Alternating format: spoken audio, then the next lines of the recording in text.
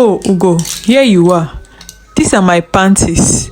Make sure you wash them to be spotless and very clean. And after washing, go to the kitchen and make me something nice to eat.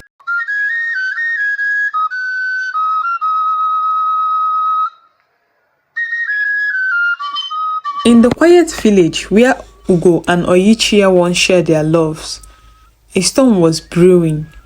Ugo's father, an elder with wisdom and foresight, saw the chaos that Ugo's actions were causing and will cause in the nearest future.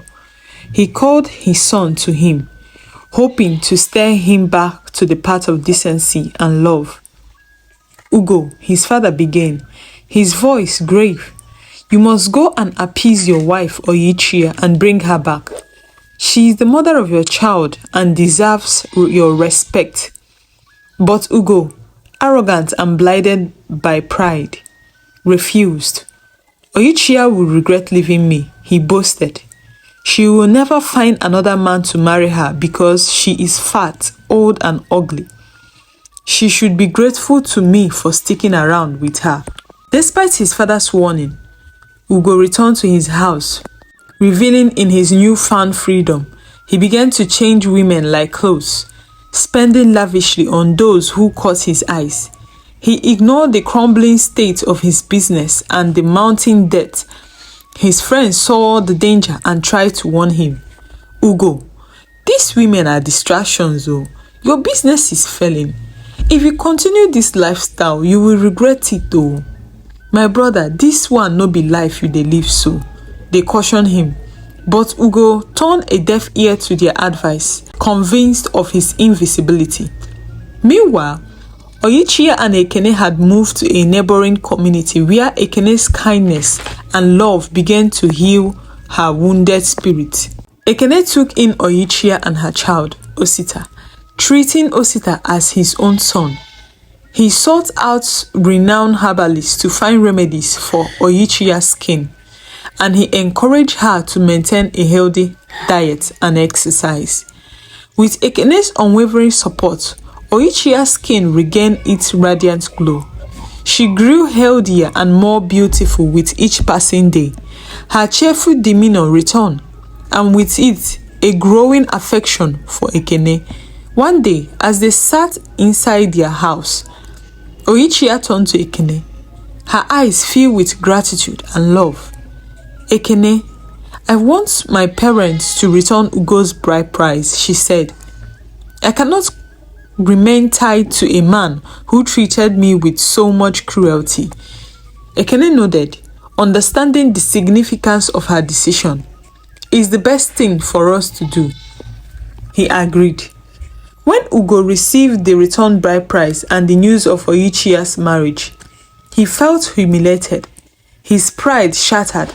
He couldn't believe that any man would find Oicha attractive or even harbor the thought of marrying her, though he hadn't seen Oicha since after the night she left his home. He still assumed that Oicha was still the same as the woman he had abused and maltreated.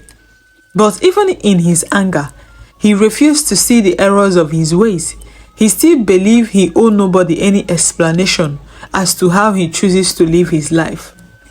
His mother called him on the phone and said, "Have you seen it, Ugo? We want you to go and bring your wife back and treat her well, but you refuse. Now, another man who knows the value of Oicha did not waste any time to marry her. Have you seen it? What is even wrong with you children of nowadays?" The mother said to him. But he replied his mother, "Mama, don't worry, Oicha is not going to last in that marriage. Mama, she will come back. She will taste and see that I am actually the best thing that can ever happen to her," he said boastfully before hanging up the call amidst his mother's anger.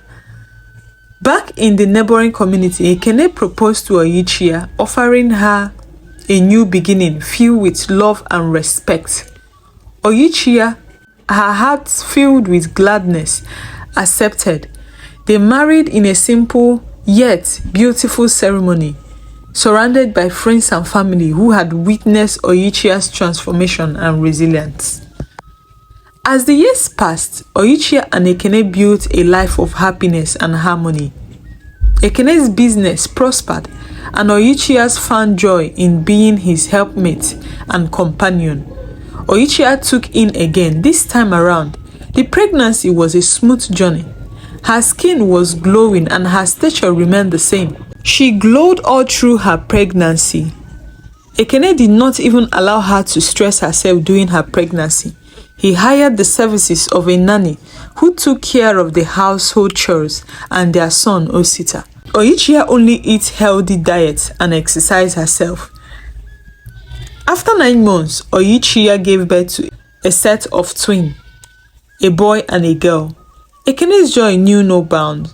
He was so overwhelmed that he decided to buy a car for his wife Oicha to celebrate her strength, grace, and uniqueness. After Oicha had left, Ugo's life began to spiral further out of control. Among his many affairs, there was a young woman named Ola. Ola was innocent and naive when she first met Ugo.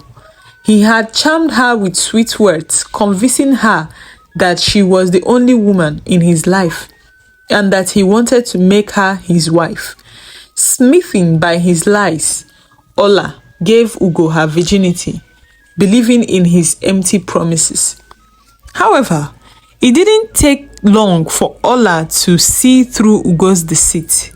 She realized he was a womanizer, unfaithful and unreliable. Furious and heartbroken, Ola decided she would never let Ugo get away with his lies. So one day, she confronted him with the news that she was pregnant. "Ugo, I am pregnant with your child," she said, hoping to see some semblance of responsibility in him. But Ugo's reaction was anything but responsible. He insulted her, telling her to get rid of the baby. "Are you still a child?" Ugo said to her. "Take this money and do what needs to be done. Take away that pregnancy. I am not ready for any woman to tie me down with pregnancy again." Ola was devastated, but determined not to be silenced. 2 days later, Ugo was shocked to find Ola at his door, accompanied by her father, a stern army general. The general's presence filled Ugo with fear.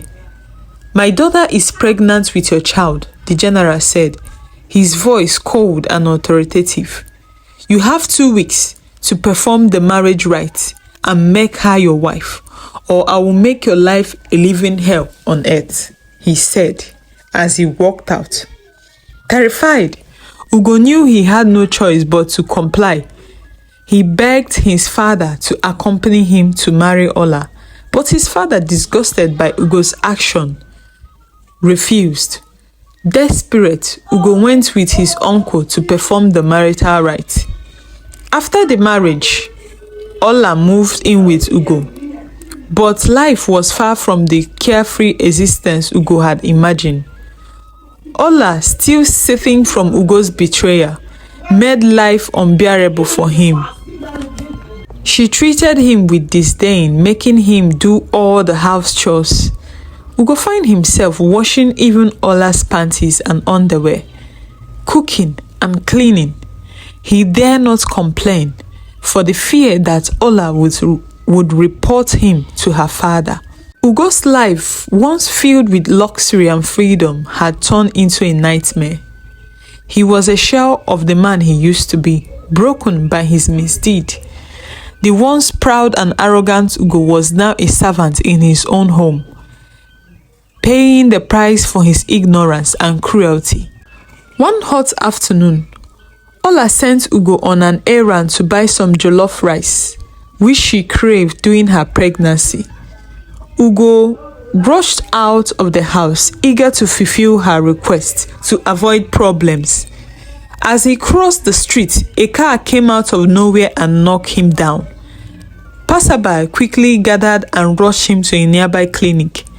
After the treatment, the doctor delivered devastating news.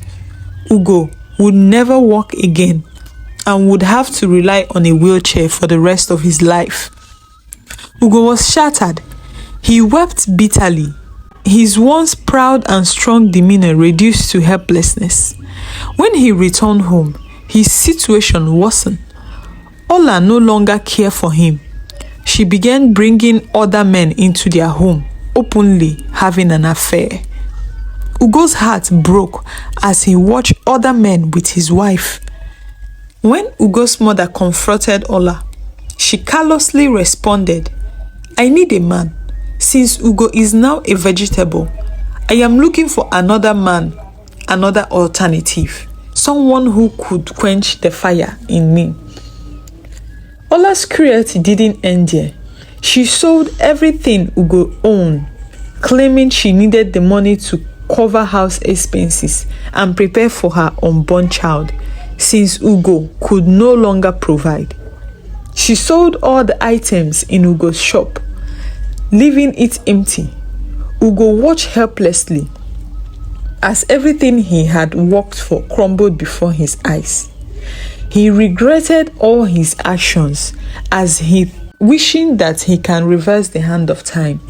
One day, a young man came to visit.